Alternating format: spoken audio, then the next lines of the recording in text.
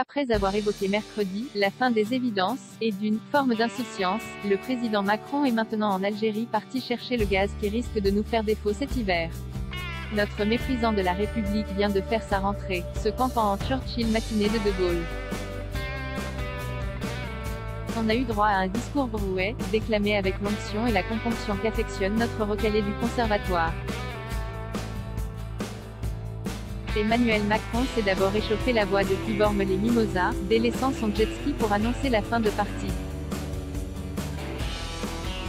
Puis mercredi, à l'ouverture du Conseil des ministres, c'est bronzé qu'il a sonné le glas, tel Bruce Willis dans Armageddon.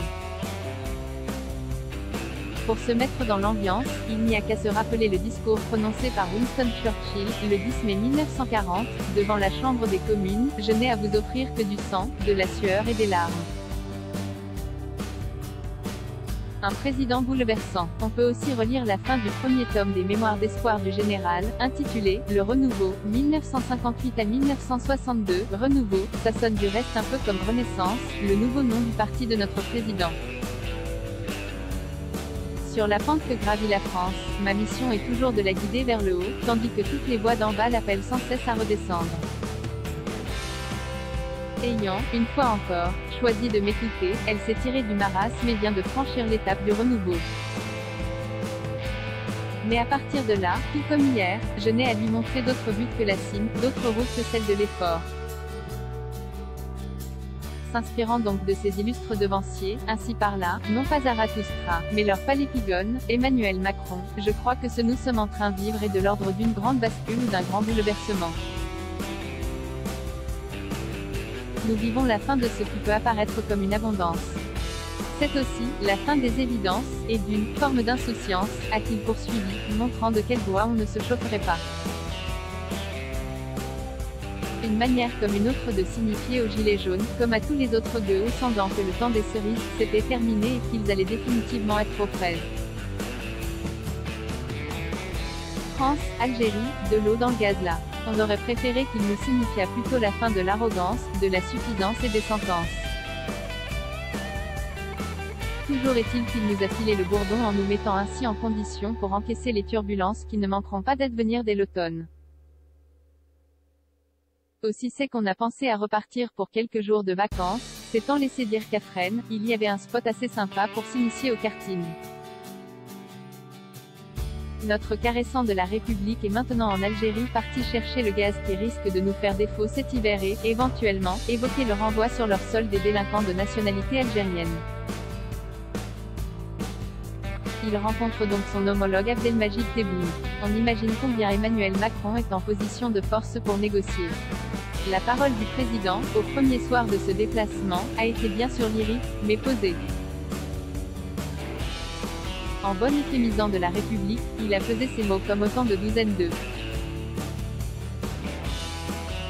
guerre d'Algérie, il ne fut pas question. On préféra parler de guerre de libération, nous avons un passé commun qui est complexe et douloureux. Nous avons décidé ensemble de créer une commission mixte d'historiens. Il s'agit de regarder l'ensemble de cette période historique, du début de la colonisation à la guerre de libération, sans tabou avec une volonté de travail libre, historique, d'accès complet à nos archives. Il fut ensuite question de construire l'avenir pour nous et nos jeunesses, dans leur pays ou, de part et d'autre, quand elles décident de passer la Méditerranée. C'est alors que, ni vu ni connu, je t'embrouille, Emmanuel Macron enfourcha son tigre préféré à savoir, le business. Il parla de faire incuber pour nos jeunesses des start-up dans le numérique ou la création cinématographique. Il s'agissait de développer un écosystème entrepreneurial franco-algérien. Qu'on se rassure, le sport ne sera pas oublié, c'est une passion commune aux deux pays. Toutes nos inquiétudes quant au sombre hiver à venir sont donc désormais levées. On va penser sport et cinéma, oublier le terrifiant discours de Bormes-les-Mimosas, je pense à notre peuple auquel il faudra de la force d'âme pour regarder en face le temps qui vient, résister aux incertitudes, parfois à la facilité et à l'adversité et unis, accepter de payer le prix de notre liberté et de nos valeurs. La fête continue, lisons plutôt Alphonse Karr. Il nous permettra de sourire au prochain discours apocalyptique de l'infatué Emmanuel Macron.